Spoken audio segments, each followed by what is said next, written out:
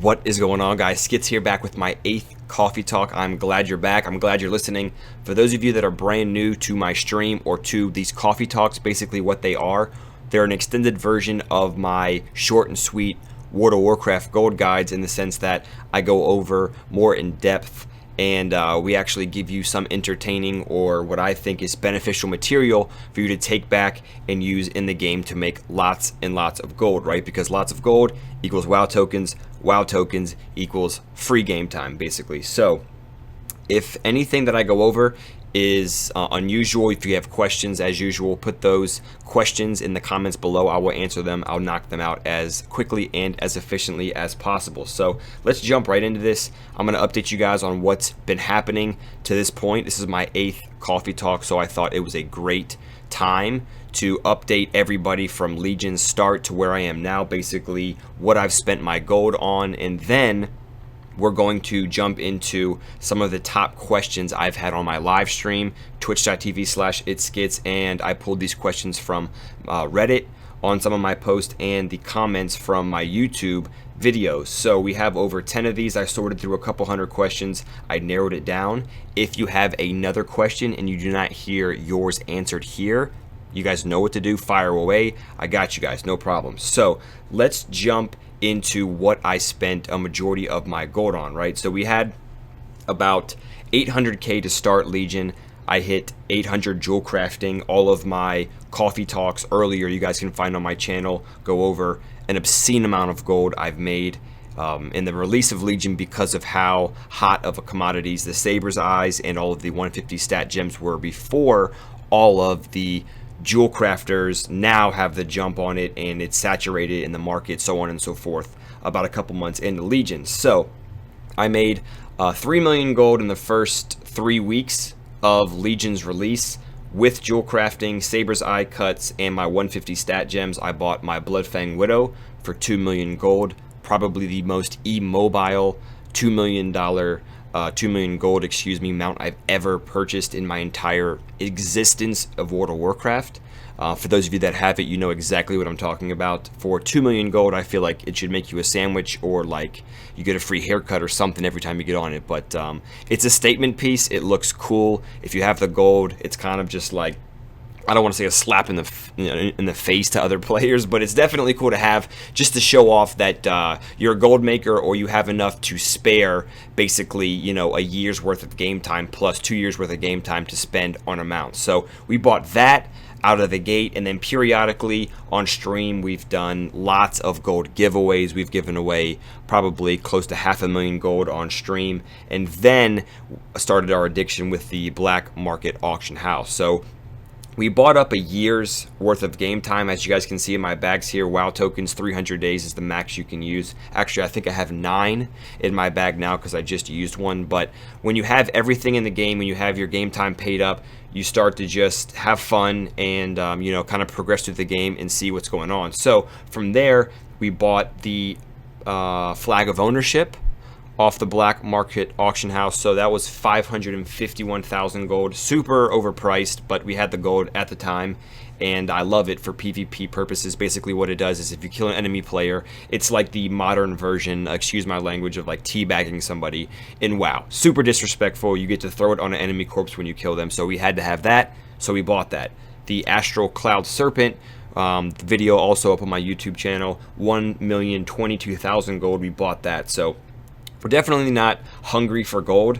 All of these, all of my guides on YouTube, my coffee talks, and my short and sweet guides all have great feedback from you guys, because it actually works. And I have continued to put these guides out because, you know, proof is in the pudding. You know what I'm saying? And I know you guys have heard that, but every time you pop on, I'm making at least 100k a day on my live stream. So let's jump into these questions. Pretty much that's a majority of what I've spent my gold on, kind of blew it on. We just bought about 15 of the rapid mind potions for about 30,000 gold each to level up. So again, we're just having fun now. We're making enough gold throughout the day-to-day process that we don't have to really penny pinch and you know, I guess really at the expense of not having fun.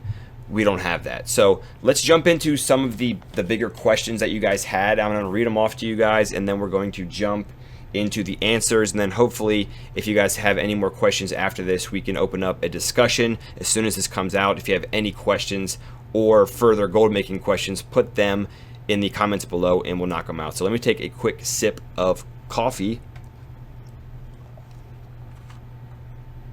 and let's jump into it. Okay guys, here we go.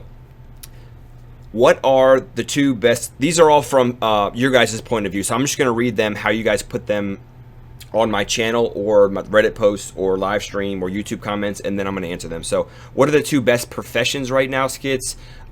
Basically, if I have this profession, what do I supplement with this, this, and this? What I tell everybody, and especially now, the ban wave, another ban wave has hit. Okay, so it's February 6th. The ban wave hit the beginning of February, I believe, probably 3 or 4 days ago. All of the botters that were herbing and mining, and realistically every single crafting reagent or every market, including enchanting, everything has an impact when botters go away. So a lot less people to farm certain materials, herbs, or all that kind of stuff, which is going to drive the price up. So right now, if you are listening to this coffee talk and you want to know what the two best professions are right now, if you have a brand new character, I honestly would just go with something simple like herbing and mining, or mining and skinning, or herbing and skinning, because when you get up to 110, you'll be able to supplement not only your game time, but it's easy money right now. The prices are going back up for all of your crafting materials, your crafting reagents. And with that being said, you can always swap out and level something up once you peak and have enough gold after you start out. So you can drop, say if you start with herbing and mining, you get to 110, you have 100k gold or 200k gold, and you feel comfortable dropping herbing to pick up jewel crafting with mining, you can do that. You know what I mean? So that's what I always recommend, the two best professions if you're brand new to the game or just starting out. Pick up two gathering professions while you're running and leveling and making your loops. Scoop up everything, push it on the auction house, and kind of keep it moving. So my personal opinion, kind of to piggyback that, if you have another character, so for instance, if I have Lightwork, my shaman that you guys see now, he has mining and jewel crafting. My alt, excuse me, Relax Nerd, my Panda Warrior, Troll Panda Warrior, has herbalism and alchemy. You always, if you want to pick one character or the other, you want to supplement your big profession with the materials that it needs. So it wouldn't make sense fresh out of the gate to have jewel crafting and like blacksmithing, right? If you're brand new, if you're fresh, if you don't have the gold capital to buy ore, or you can't find it, or you can't farm it, how are you going to supplement everything you need to level those professions up and to be proficient in that? You can. So I hope that kind of makes sense. Let me get back into the game, and Lightwork's kind of away. All right, this is my guild vault, by the way. Before Legion, we stocked up Coalfist Gronlings, just a ridiculous amount, Cinder Pups, Lovebird Hatchlings, Lockboxes, Void Satchels, just stuff for a rainy day fun. So that was my profession kind of rundown. Two best professions right now. I would pick up two gathering if it was up to me, if you're brand new to the game. How do I get from 780 to 800 jewel crafting? I know you guys have probably heard this if you've seen my coffee talks before. I'm going to say it again and again and again because it's such a common question, because like I said, anybody can make the 150 stat gems. Not a lot of people can make the 800 Saber's Eyes. There's a lot more people into the market, but basically what you have to do, since everything is grayed out, from 780 to 800, you need to find 1 or 2 or 3, however many rank 3 neck recipes. So you need to either farm heroics, and I know a lot of people have terrible luck. They've been farming heroics. They're like, Skits, dude, WoW's broken. I don't know what's going on. Farm heroics. And I've heard people have having great luck with mythic, regular mythics, not mythic plus for the cash, the chests at the end, but regular mythics that you can clear once a week. Knock those out. You will get a plan, hopefully, to drop. Second, and most important thing with this, you can also scoop up the rank 3 neck recipe from your faction of choice. So basically, now that the game's been progressing for this long, for a couple months, you should have the reputation, with at least the Wardens revered to go get, I believe there's a rank 3 neck recipe from that, but there's a couple factions that only required revered reputation for you to get the neck recipe and then move forward with that. So next question, 780 to 800, that's basically farm heroics, farm your mythic regular dungeons. Hopefully the plan drops. If it does and you get one, recipe rank 3 to just power through to 800, do it, guys. You're losing time while you're waiting and just leveling up Jewelcrafting slow. There's a lot of other people just cranking it out, and they're already in the 800 Saber's Eye, your 200 stat gem market. Coffee break, excuse me. Third question, what are you buying Fell Slate at? I don't like to answer this question really because NA, EU, server to server, it's going to change. But I'm telling you what, if you can scoop up or under 50 gold is what I'm buying it at on my server, the gem prices are going to vary, obviously, right? But I'm telling you right now, if you want to pretty stack, I have a short and sweet guide on how to pretty stack. That's what I buy my Fell Slate at, because I know worst case, if I bought everything under 50 gold in terrible stacks and just weird stacks, I would be able to get rid of it at least 55, 56, 57 gold per in pretty stacks, in stacks of 5 or 10 or 20 or 50 or 100. I know I would be able to do that. So that's what I buy my Fell Slate at. Again, I've seen Fell Slate dip to below 40 because they're so populated, there's so many people on the realms that there's just a ton of miners and jewel crafters. But like I said, with the current ban wave that just happened, that took place at the beginning of February, ores going up, and you're gonna find cheap stacks, random just walls that are gonna be up. People are gonna list, make mistakes, gobble it up, and then relist and or prospect if the gem market is beneficial for you. Next question, mass prospecting or single prospecting? Again, this comes up all the time. Right now, because I'm not in a bind, I guess, for gold, I'm buying up a lot of Fell Slate. I know how to do it. I've been doing this for a while. I mass prospect. I know what I want. I know that maybe if I read each gem chip, which I have a video also, it's called how to, properly prospect. Basically goes over single prospecting, and as you do that, you are rewarded with a gem chip and a either a ruby or just a gem chip by itself. You're able to read that color and then know what gem after you prospect again is coming out. So for instance, you could take 10 laystone ore, just single prospect, and then you could get a green, right, uncommon gem, and or a gem chip, excuse me, by itself, then you know that a green set of gems, whether it's rare or unrare, is coming out behind that. So then you could hypothetically swap over to Fell Slate, then prospect, because you know something green's coming out. Pandemonite is the most expensive green gem out there, and that's when you would kind of do that. So if that was confusing, let me know. I'll explain more so down in the comment section. But I'm mass prospecting over single prospecting right now because I'm scooping up hundreds of ore at a time. I'm not, if you had 50 or 60 or 70 ore, I would definitely single prospect. And another thing, I am a miner. This is the big thing. I am mining in jewel crafting, so I don't really have a guilty conscience, I guess you could say, if I prospect and it's happened a couple hundred ore and I have peanuts. They give me literally nothing, like 15 Maelstrom Sapphires in one Eye of the Prophecy, like, thanks Blizzard, you know what I mean? So I've had those times, but it's to the point now where I have so much, I guess, gold and capital and so much invested, and I have so much gems now that if and when I'm prospecting, I'm mass prospecting. So both work out. I know people have their opinions on that and ore weaving and so on and so forth, but again, I'm a miner on my jewel crafter, so if I don't yield the gems that I was excited to get mass prospecting, I don't feel too terrible about it, because I'll go back out, farm some more, we'll better luck next time, almost.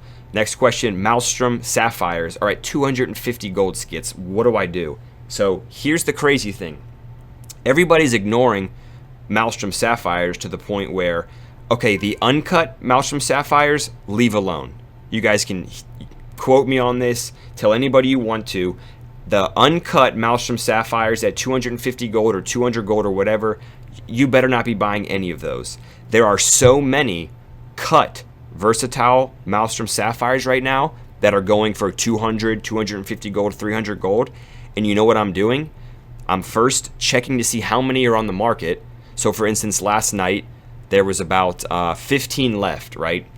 There was 10 stacks of one for like 400 gold each. There was a couple behind it for 600 gold, and then there was a guy behind it selling 5 of them for 2,500 gold each. Why? Because so many people either neglected the Maelstrom Sapphires, the versatile cut Maelstrom Sapphires, because they were such a terrible gem. And each expansion Blizzard puts out, the blue gem is always the the stepchild of the Jewelcrafting family. But with that being said, you have so much potential to actually cut and or not cut, excuse me, but when you have the versatile Maelstrom Sapphires already cut, think of it like this.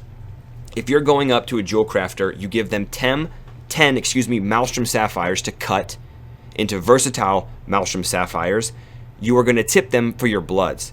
If you see that there is not an just obscene amount of versatile Maelstrom Sapphires on the auction house, I'm buying out all 10, if I don't have those, the cut ones, for 250 gold, because you know what? It cost about 250 gold in itself to tip the jewel crafter per gem. Per blood, you're spending about 250 to cut it. So why not get a gem and a blood already cut and just sit on it and wait? And I'm telling you guys, if you're current on the auction house and you list and relist and you pay attention, you will find gaps where you can get rid of the Maelstrom, the cut versatile Maelstrom Sapphires for a lot of gold. That Maelstrom Sapphire whole session right there was just, I need a coffee break. That tongue twister is an understatement. So hope that kind of made sense. The cut ones, I want you guys to scoop up if you can. If there's 50,000 of them on the auction house, chill out. Just leave it be. The best way to scoop up blood, Skits, how do I do it? So I put this video out before. If you do not have professions or you do not have skinning, the best way single-handedly to do it, like I said, is to first, revered with the wardens, you will scoop up the Boon of the Blood Hunter. That's your shoulder enchant to drop your Blood Hunter's Quarry. You'll open that up and that will give you your bloods, right? So when you combine that with a solid group, put together a amazing group, and you guys can spam heroics. The bosses will drop it. You'll get gold, AP. It's a solid farm all around. You'll also have a chance to scoop up extra jewel crafting recipes, neck recipes if you don't have them. So that's how I go out and scoop up my bloods. Also, with that being said, all of your world quests you need to be checking daily. There's always a couple up. The ones with 1 and 2, I know it's super lazy, I kind of just stay away from, but there's always some that pop up for 5 or 10, so on and so forth. So that's how I get my bloods. Boon of the Blood Hunter, shoulder enchant, and you can just farm heroics with a solid group. So solid point.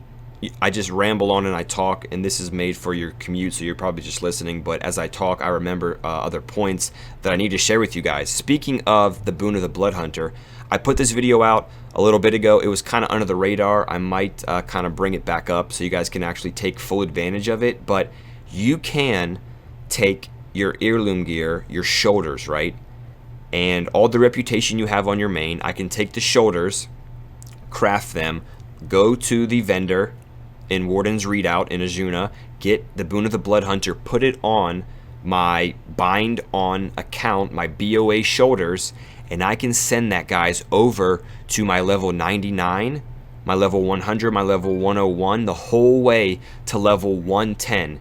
And if you think that you can't level successfully just without terrible shoulders, you're going to put those BOA shoulders on your alt, and as you level the entire way up to 110, guess what you're going to have at the end? A ridiculous amounts of Blood Hunter's Quarry. And you know what else you're not going to have? You're not going to have any rep with any faction, and that's the best part. It doesn't matter because you enchanted your heirloom shoulders, sent it over, and then, guys, you have to do it. Whether you don't have it for The Boon of the Blood Hunter, you can put any shoulder enchant on here. It applies to everything. So solid point. I wanted to get out there. I know someone heard this that had no idea about this, and I hope their eyes just lit up. It's awesome when I found out about it, so you guys take advantage of that. Let's move forward. I always run out of bloods. How do I deal with that when I'm crafting? So what I always recommend to do, and I'm kind of terrible now with having bloods on deck, I save my bloods to cut and craft my Saber's Eye. I save them for the more, I guess, proficient cuts, the more moneymaker cuts, and then I use other jewel crafters, their bloods, to craft the 150 stat gems. And what I mean by that is simply I go into trade chat, and if you guys can look at your computer screen for a moment now, I'll flash up the actual macro, not the macro, but what I actually just simply type in trade chat so you guys can use it. A majority of people have already, but simply this is what you do: /2 to put you in trade, and LF looking for Jewel Crafter PST, please send tell, and I just put an exclamation point or a heart or whatever you want to do just to be friendly and open up the conversation. Leave out I'm paying for bloods, I need 50 gems cut, I need this, I need that. No, stop it. No, you are going to just simply open the conversation up so you get a whisper, and then you can go from there. What do you need, bro? Just need a couple gems cut, whatever, for guildies, for this, for that, they're whatever, you know what I mean? If they have, ask them how many bloods they have, you'll go on and so forth. Never bring up the price. They can cut it, they'll trade it back. I've probably had 1,000 transactions of gems being cut already, and I've had 1 or 2 people after they cut them be like, so what's the gold price? You know what I mean? So people aren't really out for, if you're tipping them anything, they have extra bloods, they're usually chill about it, but that's the best way to obtain bloods in trade chat. And if you sit and you're consistent, don't spam, but you just look for a jewel crafter, tell them to whisper you, you'll find somebody. Coffee break. I have loads of gems, but they won't sell. How do I change this?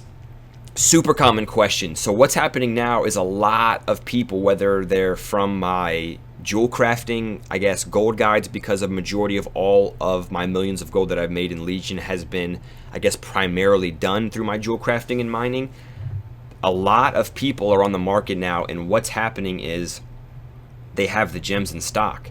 They're selling the cut gems because it costs peanuts to list the cut gems, right? If you list a quick Dawnlight, it costs silver, and you list a Dawnlight by itself uncut, it costs 8 or 9 gold, right? So once they have a couple hundred gems cut, if you don't think they're gonna camp out the auction house, list, cancel, list, cancel, you're tripping. That's what they're gonna do. So what you have to do, and this is very important, you guys have to listen very carefully, because I am, I guess, victim to this. I've had about 3 or 4 people come to my server now to compete with me on my realm for gems, which I'm not mad about at all. Like, it's a fair game, it's open to everybody. But with that being said, this info and what's going to happen and what you're about to hear is what I'm kind of in the worst possible case scenario, I guess you guys can say. It's not that populated, but for the jewel crafters perspective, there's a lot of activity, constant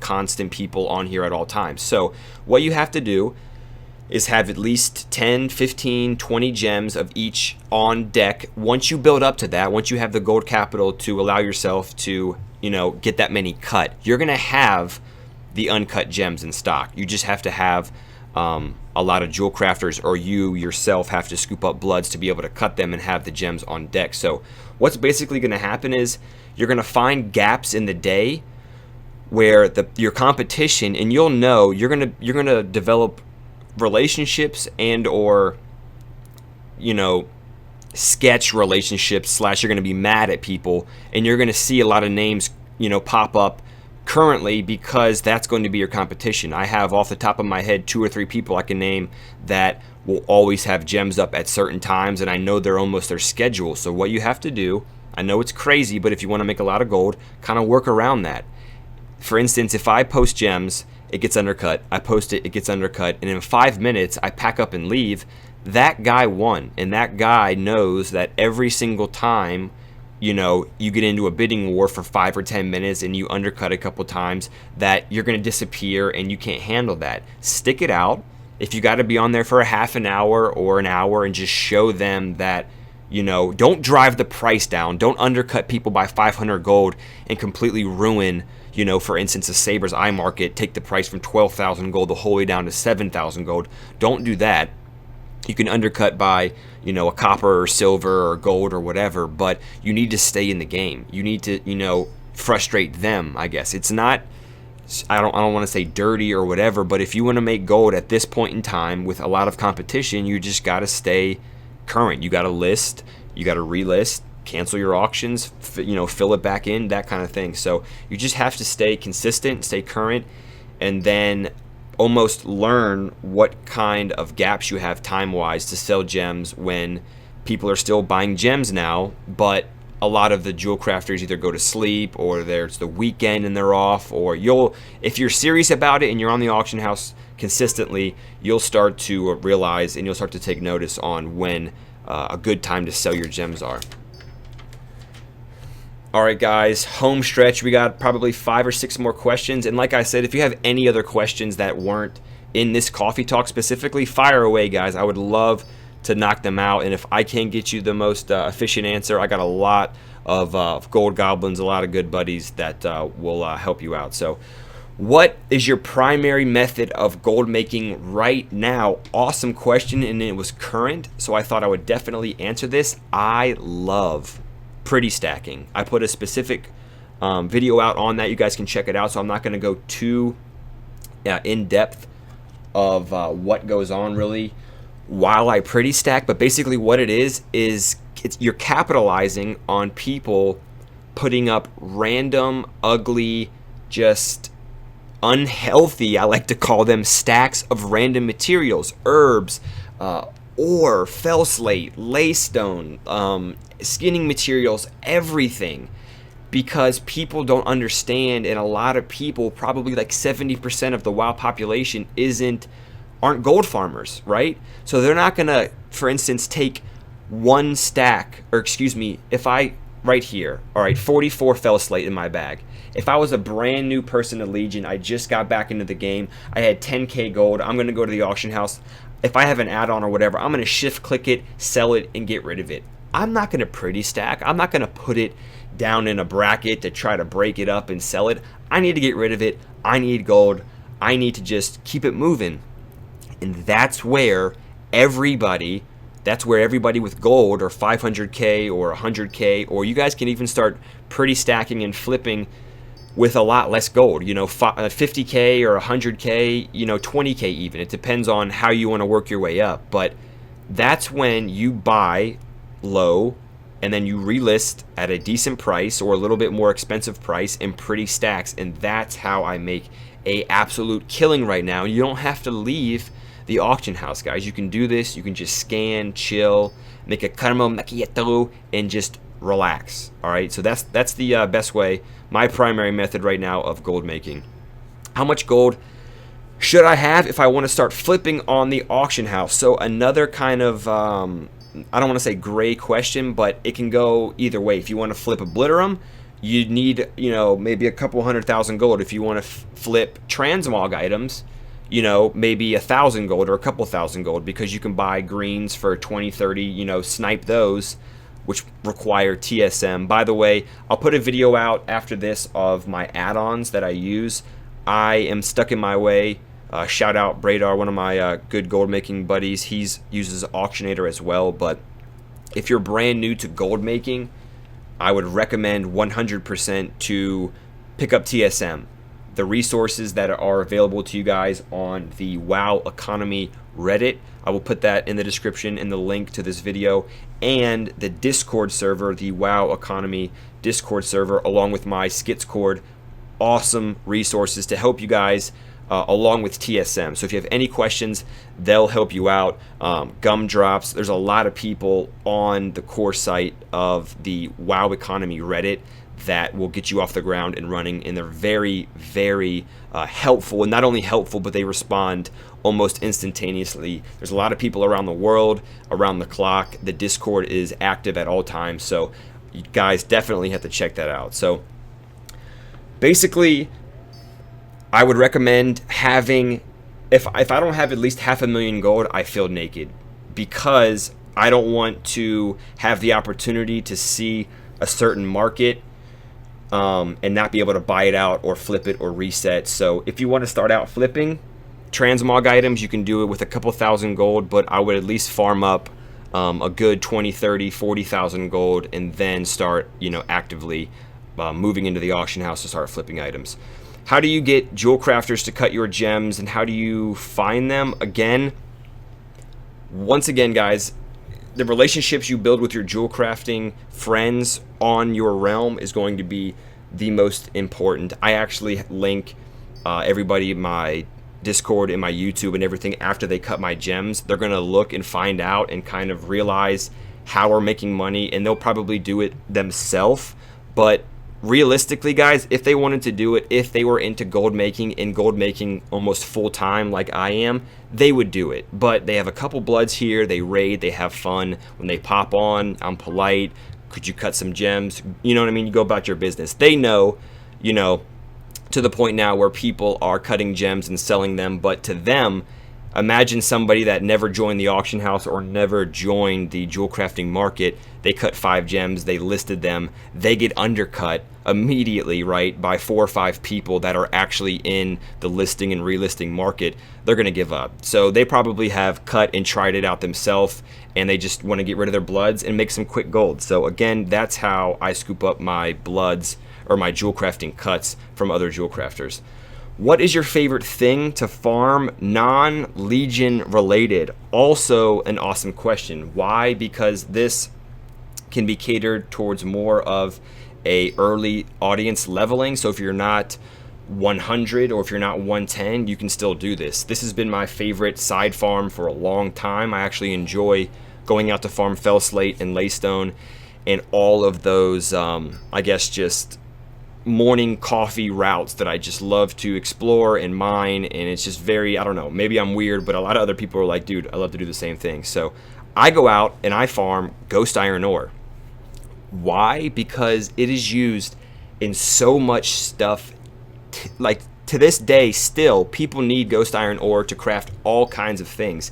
And also, this is so versatile in the fact that ghost iron ore, if that's not selling well, you can check what the smelt rate is. You can check out if ghost iron bars are selling well. If those are kind of weird, you know what? Send over the ghost iron bars to an alchemist or a buddy or your alt alchemist. Transmute it, make some trillium. That's kind of weird. That's selling. Cool. If it's not selling, let's make some living steel and sell that for the sky golems and all kinds of stuff that people still need now. And again, the ban wave happened, the bot wave.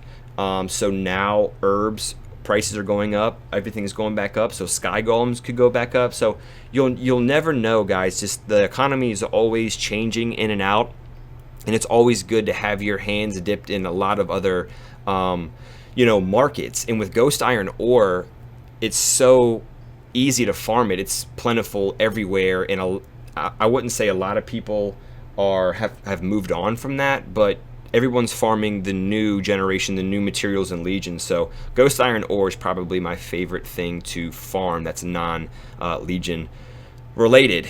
Okay, last question, guys, to wrap this up, and then I'll kind of do like a big wrap up. But are you in the Obliterum market? I am, to the point where I always have, at least 100 on deck just for a rainy day if something crazy happened. But to be honest, with 7.2 coming, I don't like the Obliterum market at all. I don't understand why. I do understand, but I don't agree with everybody obtaining their Obliterum Forge in patch 7.2. So if you're listening to this right now and you have not unlocked your Obliterum Forge, don't do it. You'll get it for free in a month or 2 months whenever 7.2 drops. So periodically, or not periodically, but every time you would open up your Obliterum Forge, traditionally how it would work is you'd spend thousands of gold on bracers to obliterate, and you'd open up your forge to be able to obliterate crafted items in Legion. So now everybody's going to be able to have that in 7.2, which means a lot more people are going to be able to obliterate, which means a lot more obliterum. And I don't think the new increase in item level and the new increase of how many you're allowed to upgrade to obliterum wise is going to change when you have that many more thousands of people just getting a free obliterum forge. So I'm in it.